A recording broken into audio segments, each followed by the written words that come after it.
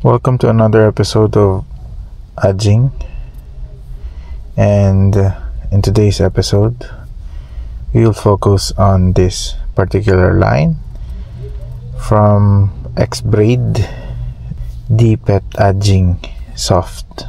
This is a 2 pounds rated polyester, and this is how fragile it is. Napaka brittle at napaka madaling maputol pag so if you see me with a loose drag, now you know why. By the way, hindi ko sinisiraan yung line ha. Ganito lang talaga yung characteristics niya. Yun ang cons niya, but ang pros nito is madali siyang lumubog, and hindi siya masyadong nag-i-stretch compared sa yung tulad ng ginagamit natin na line from Daiso.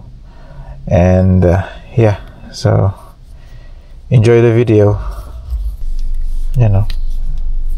Napakalambot yun.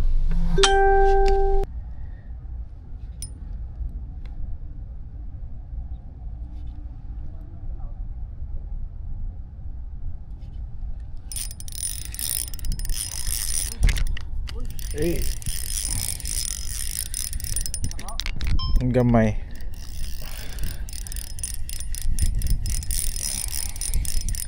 Kasunod lang ganyan.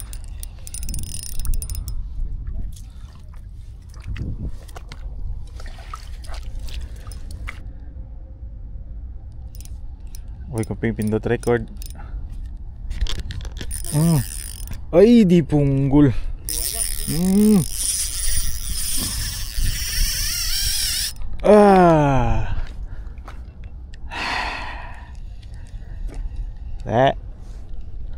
Ano nang masadya sa ginagamit kong linya? Oh?